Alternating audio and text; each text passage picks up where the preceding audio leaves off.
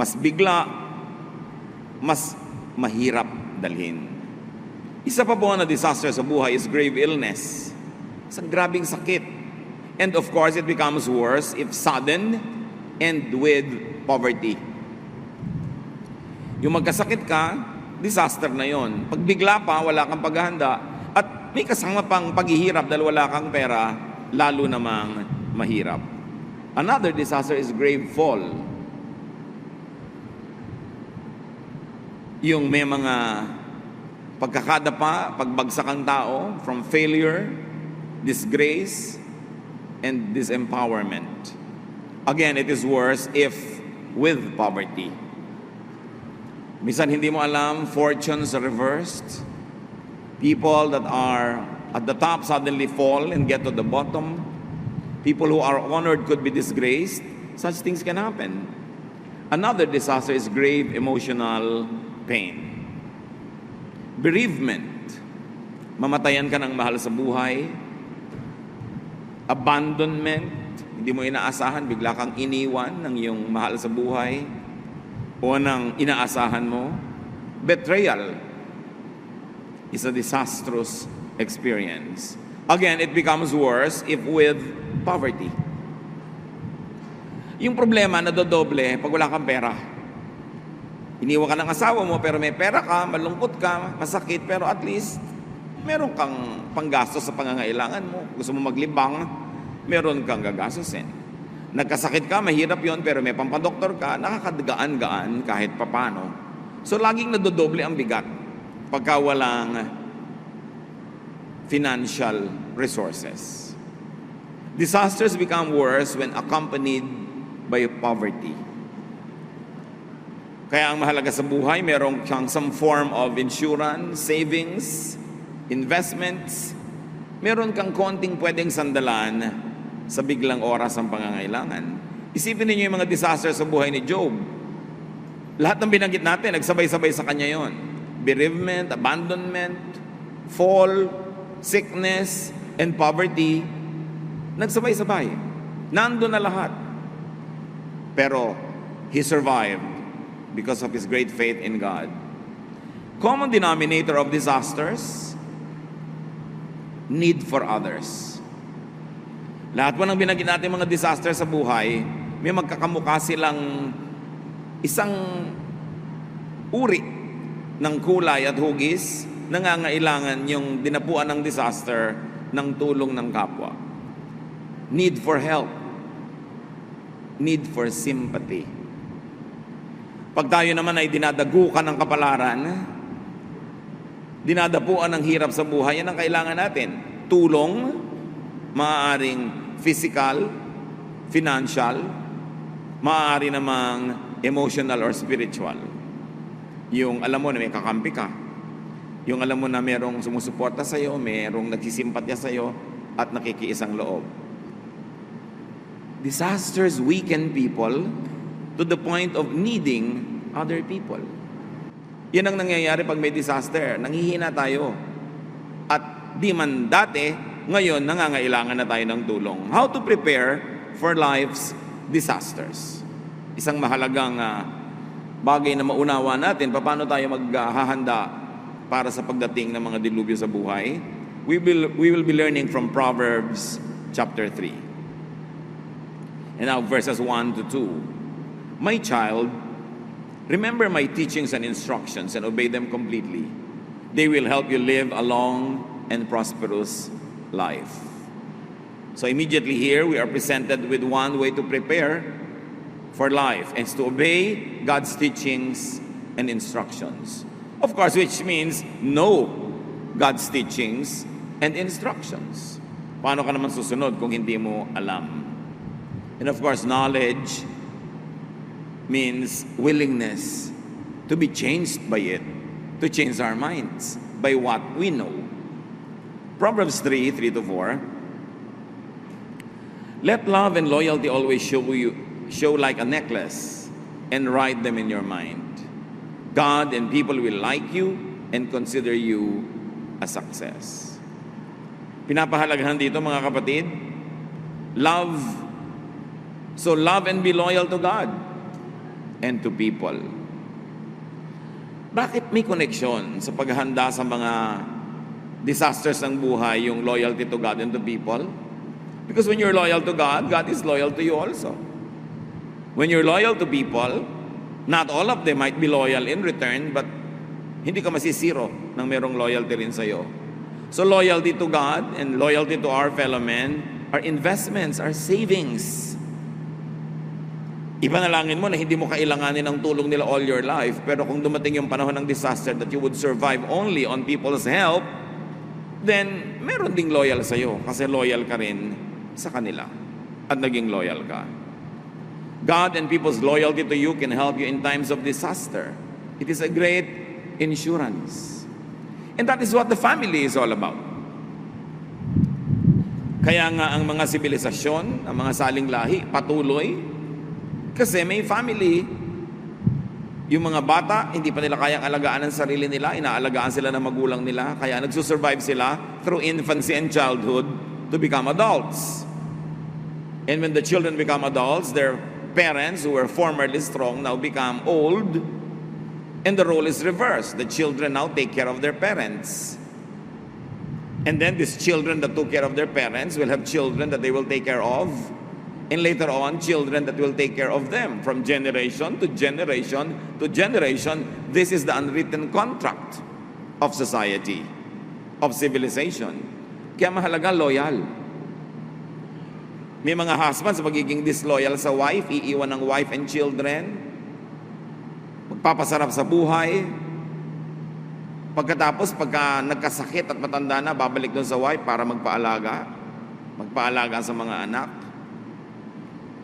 May mga wife na talagang martir at bayani, tinatanggap pa rin nila kumisan kung kahit bumalik sa kanila, wasak-wasak na, taalagaan na lang. Pero mahirap yatang mahanap yun din ganong care from your children that you never cared for. Your children who sympathize with their mother. Or, kung na-reverse ko yung nanay yung umalis, which is rare, therefore the sympathy of the children is with the father. Wala kang tanim, anong aasahan mo nga anihin? Kaya sinasabi dito sa Proverbs rather, be loyal to people. Be loyal to your family, be loyal to your community, be loyal to your nation even. Kasi pagka ang nation mo ay bumagsak, hindi kasama ka rin nababagsak noon. At yung mga loyalty natin at pagtulong sa kapwa, kuminsan konting-konti lang na itulong mo, maiksing panahon ka lang tumulong. Pero nung ikaw ang nangailangan at yung dati mong tinulungan ay umunlad, lumakas, kuminsan ang daming sukli sa'yo na higit sa itinulong mo sa kanya nung araw. Dahil maraming tao marunong tumanaw, marunong silang maging grateful. Kaya kahit sandali mo lang silang tinulungan, hindi nila inilimot. At kung ikaw na ang nangailangan, kahit kung tutuusin ay nalugi na sila, kung may exchange rate ang tulungan ninyo, pero hindi ka pinagsasawaan kasi naaalala nila kung paano ka tumulong nung panahon ng pangangailangan. It is important to be loyal, especially to your spouse, to your children, to your parents. This is the basic unit of society. Ito ang sikreto kung bakit ang lahat ng henerasyon ng tao nag-survive sa lahat ng mga dilubyo, lahat ng mga gyera, lahat ng mga salot na dumating sa buhay ng tao sa planetang ito. We survive because of this unwritten contract of society. Pagka wala ka man lang ginagawa ng mabuti, wala kang tinutulungan, wala ka man lang dinadalaw pag may sakit, wala kang inaambagan na nangangailangan, mag-isip-isip ka. Paano kung dumating ang panahon na wala ka ring mga makuha, nagkaroon ka ng sudden disaster that is unexpected, a reversal of fortune, sino naman ang tutulong sa iyo? Wala ka namang ipinakitang tulong sa iba. Verses 5 to 6. With all your heart, you must trust the Lord and not your own judgment. Always let Him lead you, and He will clear the road for you to follow. So trust the Lord and not yourself when you do not agree with God. Hindi naman laging hindi tayo magtitiwala sa sarili, pero kung ikaw mismo hindi ka sumasang-ayon doon sa ang linaw-linaw nakasulat sa Bible, pabali-baligtarin mo man ang linaw, pinapalabo mo lang dahil ayaw mong sundin, yun ang sinasabing, don't trust in yourself. but trust in God. Be teachable, in other words. Allow your judgment to be tested, to be taught, and improved by the Word of God, by reason, by spirituality. And when you do that, you prepare yourself for whatever disaster is unexpected. Sometimes the disaster is even averted or prevented because you are spiritually in the right place. Kaya mahalaga talaga unahin ang Diyos. In everything you do, put God first, and He will guide you and crown your efforts with success. Proverbs 3:7-8. Don't ever think that you are wise enough, but respect the Lord and stay away from evil. This will make you healthy and you will feel strong. May relasyon pala yung health and strength with trusting the Lord, being wise enough to trust the Lord, because we are never wise enough. Our knowledge is very little. Paul says that our knowledge is imperfect, our prophecy is imperfect. So we can and should continue learning, refining, and changing our thoughts, because we have to change from glory to glory. How do you prevent disaster or prepare for disaster? Stay away from evil, especially from evil thought that makes you think, evil thoughts against other people, that makes you think that you are right and they are wrong when you have not thoroughly examined your scholarship. So evil thoughts, evil deeds, evil ways, evil companions, and evil stubbornness can actually invite disaster. So pag nag-iingat tayo, lagi tayo nagiging wise, mga kapatid, laging dinadala sa Panginoon at sa Kanyang karunungan ang ating mga desisyon, it becomes preventive. We are able to prevent disaster. Kasi marami po mga disaster, hindi nga nangyari dahil nagpakatama tayo, kaya hindi natin alam that we were spared from it.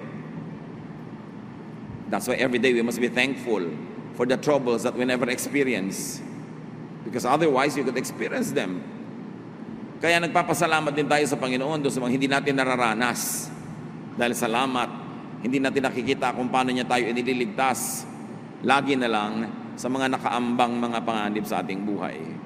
Proverbs 3:9-10, honor the Lord by giving Him your money and the first part of all your crops. Then you will have more grain and grapes than you will ever need. How do you prepare for disaster? How do you prevent disaster? Especially poverty. Give offerings to the Lord. The verses are unapologetic. While God may not need man's offerings, man needs to make offerings, because he is designed by God to define his position in relationship to God by always making offerings. Yan po yung relasyon ng mga subject to their monarchs, ng mga citizens to their kings. They were always giving taxes, they were always offering services, they were always offering this and that to the monarch. At yun yung pattern na makikita natin doon sa pagbibigay natin lagi sa Diyos, because we recognize that He is the monarch, He is the king, so we give offerings.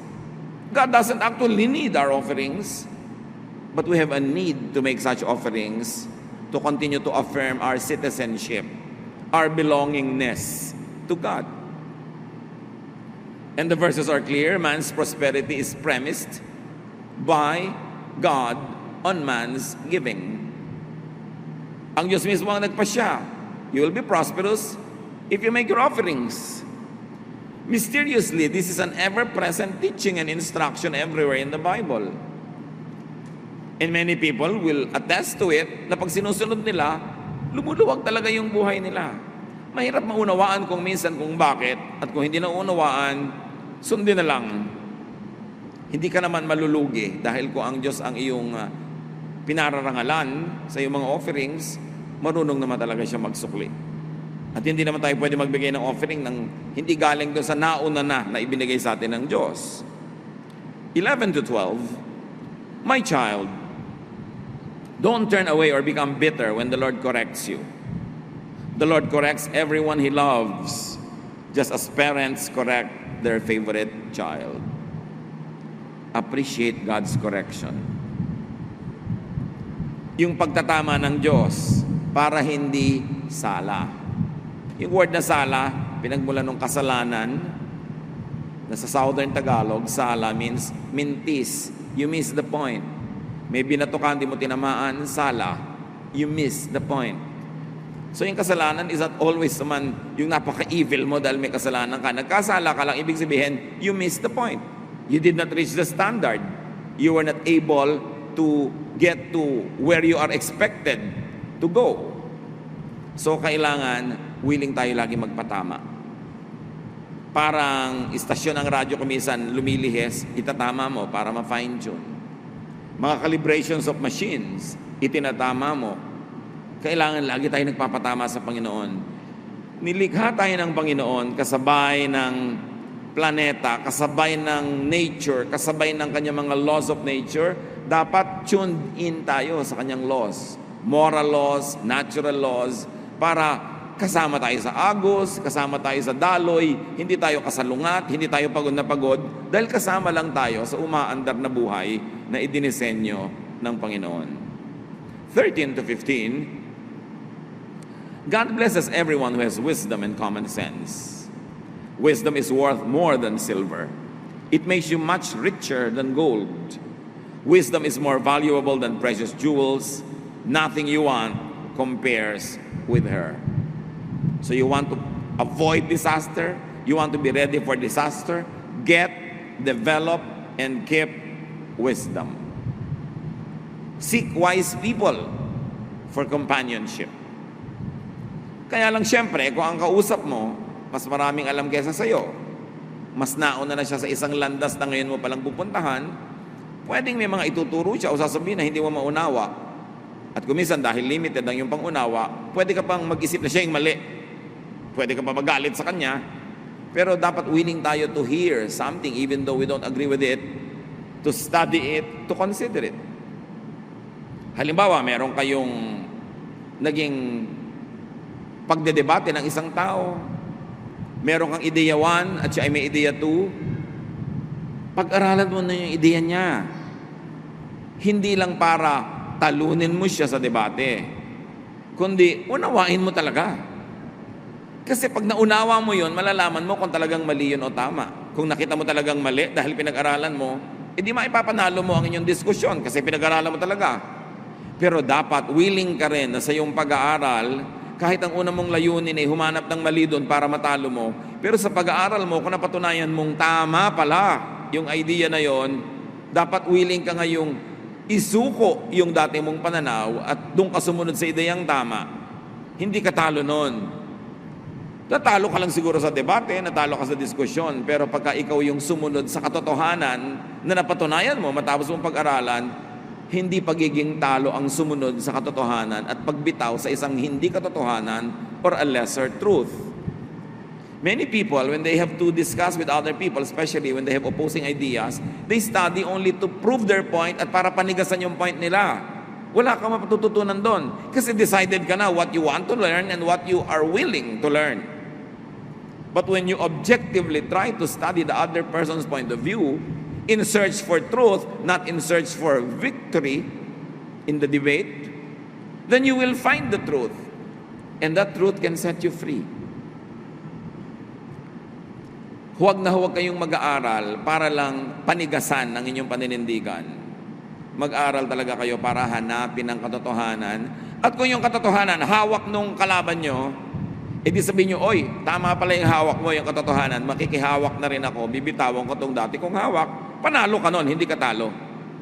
You only look like a fool or a loser for 1 minute, but then you learn, and you are a winner for life. Mahirap yung pinaninigasan mo ang point of view mo. Dapat willing ka na i-test yun, willing ka na ma-challenge yun, because truth will always prevail. Kuminsan, hindi mo lang madaling maintindihan.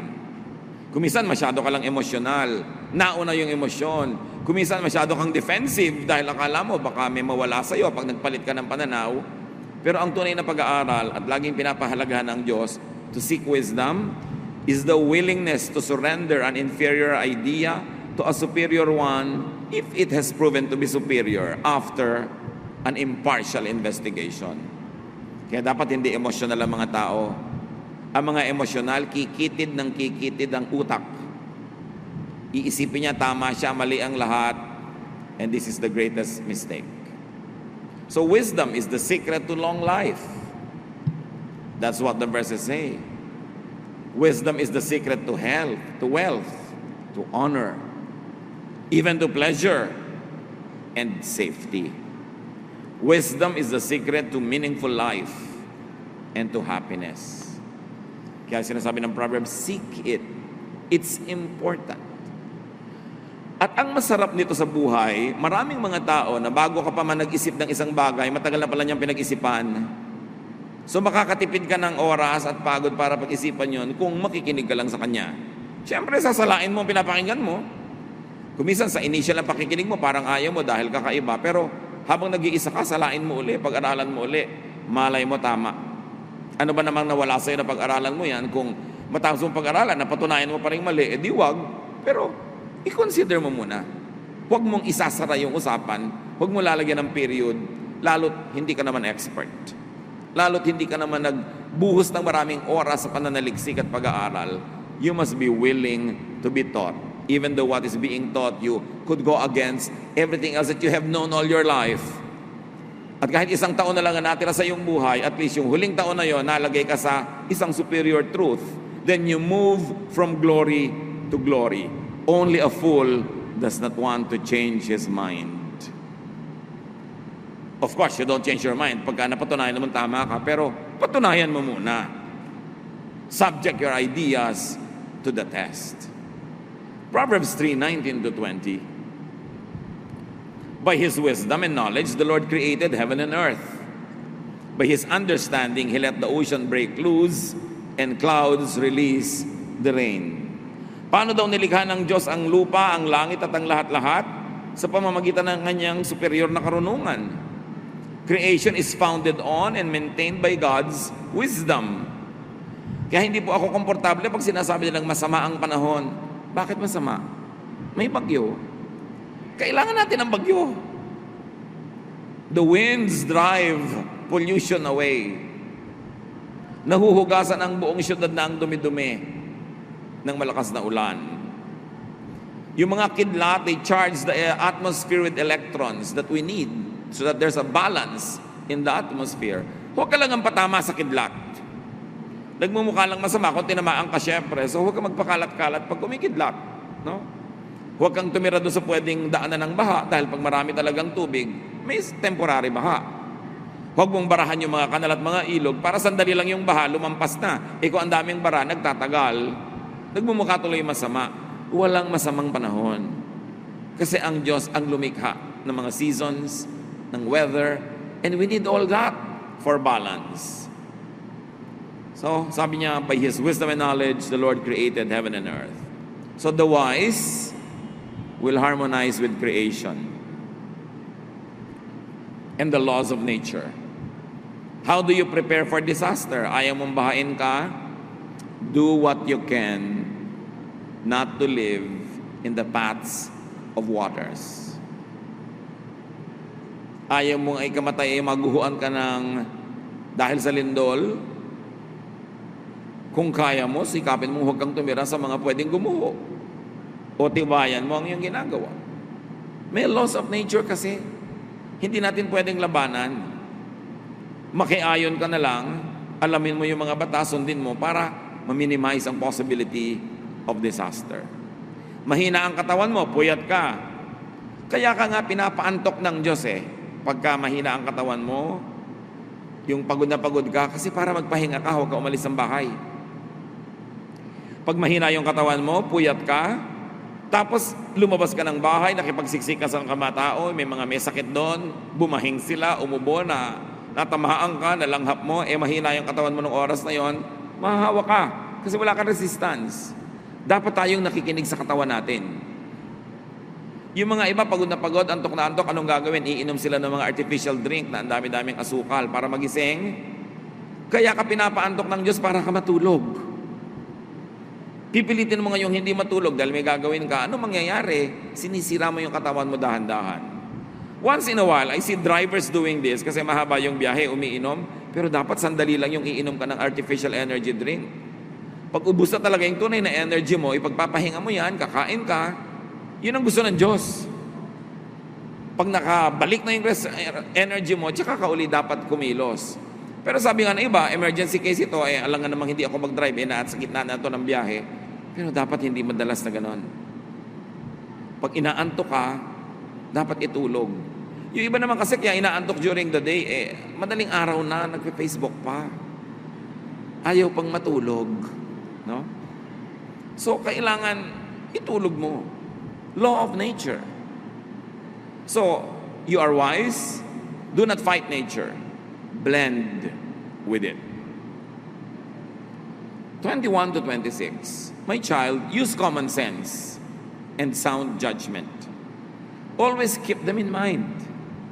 They will help you live a long life and a beautiful life. You will walk safely and never stumble. You will rest without a worry and sleep soundly. So, don't be afraid of sudden disasters or storms that strike those who are evil. You can be sure that the Lord will protect you from harm. Andito yung formula. How to protect ourselves from harm and disaster. Live a godly life. Follow God's laws. Even natural laws are God's laws. Be loyal to people. Be loyal to God.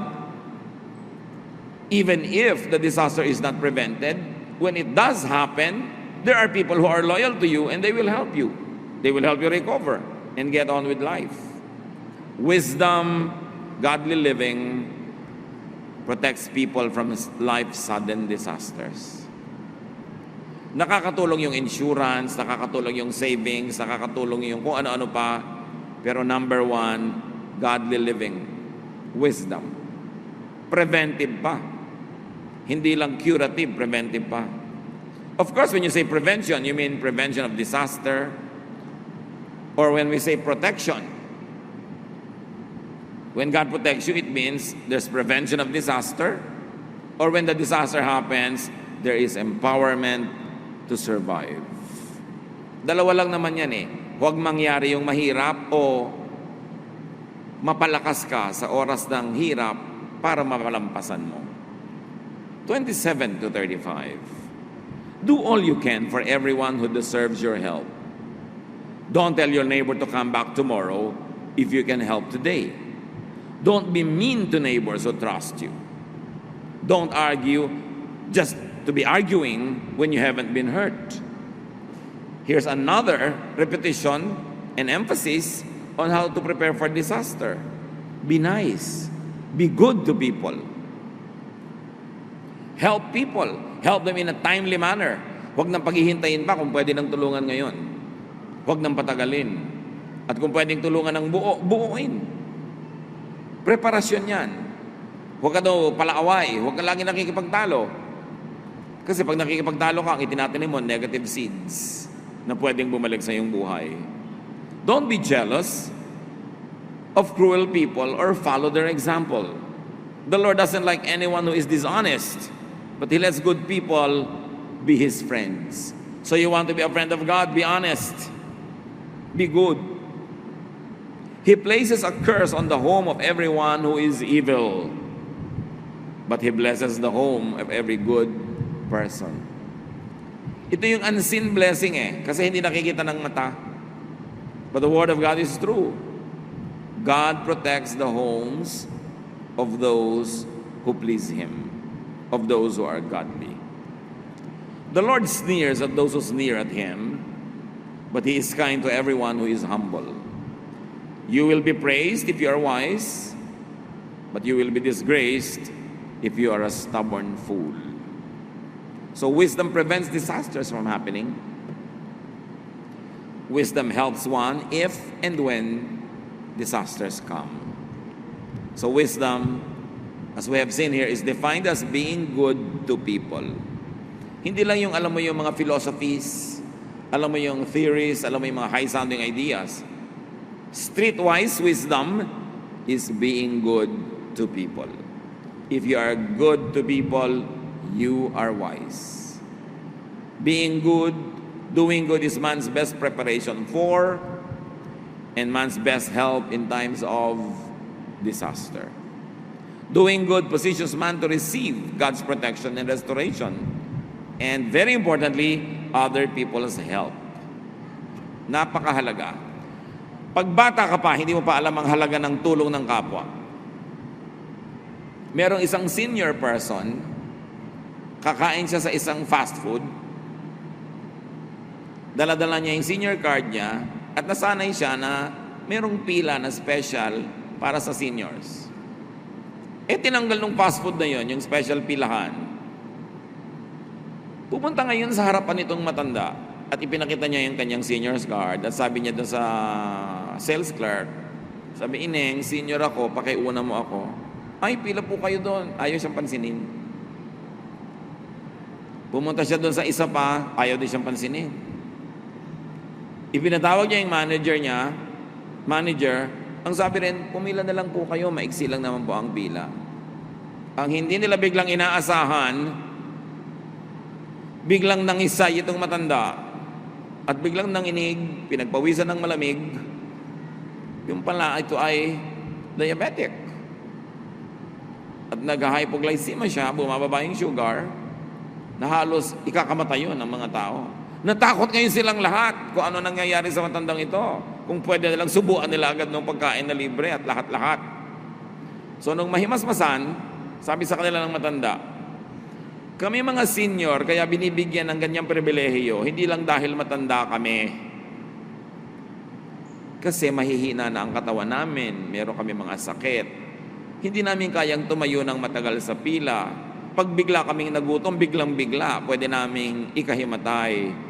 Kaya kami binibigyan ng ganyang pribilehiyo. Hindi lang yan pag-abuso dahil lang matanda kami." Hindi kasi naintindihan ng mga bata eh. Ang babata kasi ng mga empleyado sa fast foods. Akala nilang, arte-arte naman ang matandang to, iksi naman ang pila, ayaw pang pumilang. Gusto pa, special. Kasi malalakas pa katawan nila, hindi nila alam. Alam niyo, sabi ng matandang yun sa mga tao, tatanda din kayo. Malalaman niyo rin kung bakit. So it is the reason why we are not kind, because we don't understand.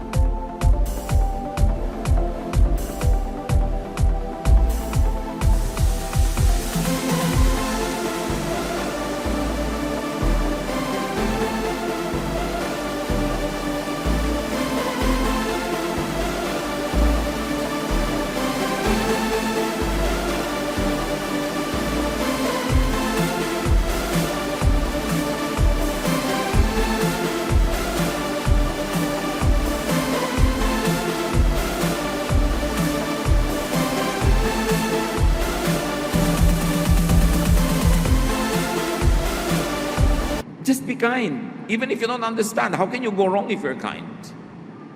Kung minsan meron nagmamadali sa pila, kung pwede mo naman pagbigyan. Hindi mo naman ikamamatay na pagbigyan siya. Hindi ka naman emergency case, baka siya may emergency case eh. Kung minsan din sa driving, ganun eh. Bakit ba nagmamadali ito sobra? Hindi mo alam kung biglang tumawag pala yung asawa niya dahil manganganak na o kung ano man ang dahilan. People have reasons, and seldom that we understand their reasons. That's why it's just good to be kind. How do you prepare for life's disasters? Ang mga bata kasi, ganun talaga. It's one of the definition ng bata. Hindi niya alam na may mga disaster pala ang buhay. Hindi niya alam na pwede palang mangyaring lumabo ang iyong mata, pwede palang humina ang iyong tuhod, humina ang iyong resistensya. Kaya, kumisan, hindi sensitive. How do you prepare? Be wise. Know what happens in people's lives so that you could prevent the mistakes that happen in theirs. One excellent way to prepare for your forthcoming disaster, which we all pray will not happen, is to help others in their disasters now. Dalawa lang ang pwede niyong pagpilian na kalagayan, mga kapatid.